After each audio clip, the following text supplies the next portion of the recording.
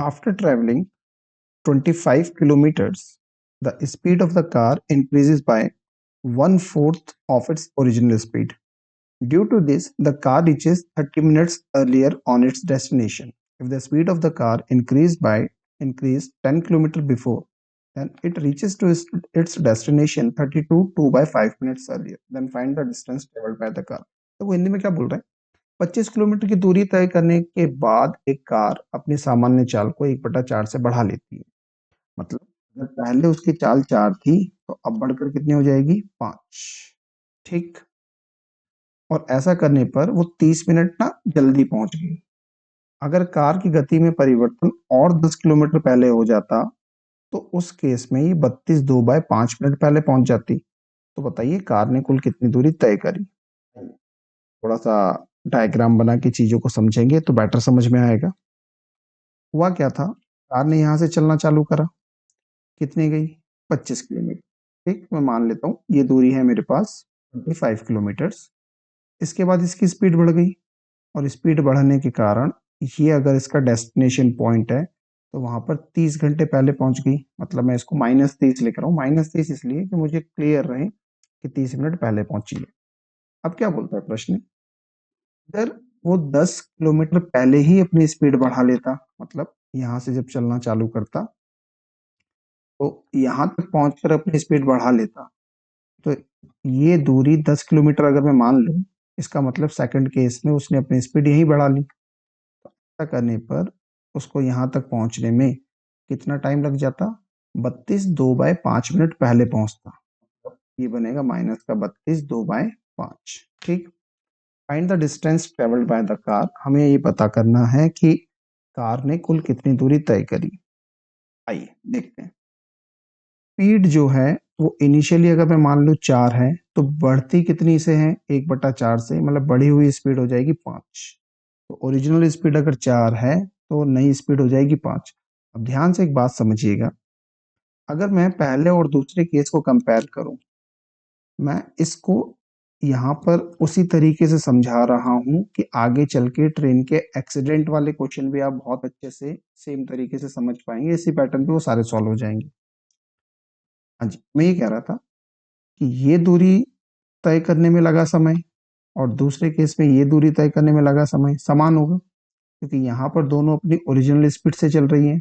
और उसके बाद यहाँ से यहाँ तक जाने का टाइम और यहाँ से यहाँ तक जाने का टाइम ये भी सेम होगा, क्योंकि इन दोनों ही केसेस में जो व्हीकल है हमारा कार जो है वो बढ़ी हुई स्पीड से चल रही है। तो कुल मिला के ये जो दूरी कवर करी ये 10 किलोमीटर, यहाँ पर चेंजेस हुए।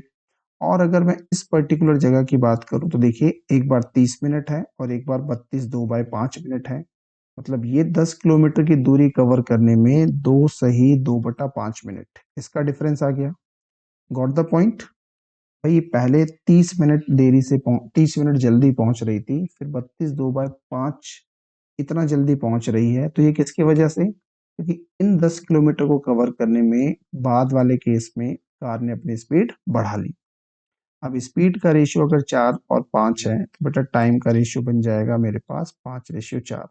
और इसका डिफरेंस मुझे दिखता है 1, और 1 की वैल्यू बन जाएगी मेरे पास 5 दूनी 10 और 2 12/5। ठीक।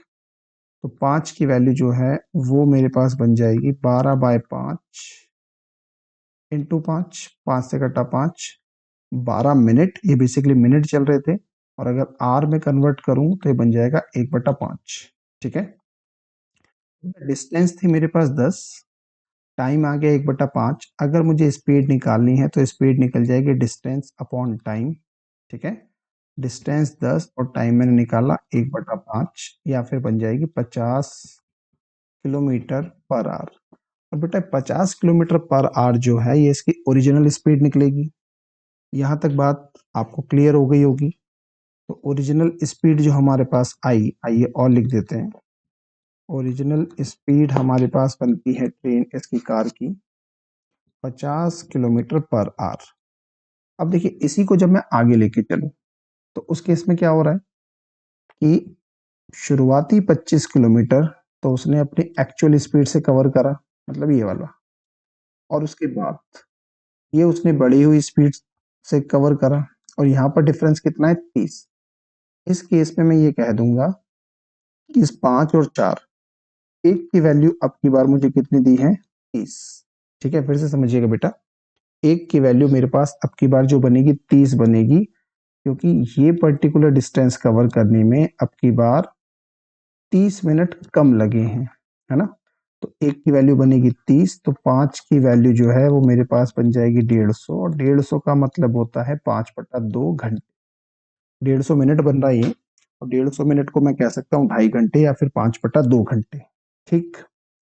अब अगर मुझे डिस्टेंस निकालनी है तो डिस्टेंस बनती है स्पीड इनटू टाइम। डिस्टेंस मतलब मैं इस पॉइंट से इस पॉइंट तक की डिस्टेंस निकाल रहा हूँ। स्पीड है मेरे पास 50, टाइम लग गया मेरे को 5/2 घंटे, 2 से काटूंगा 25 बार या 125 किलोमीटर।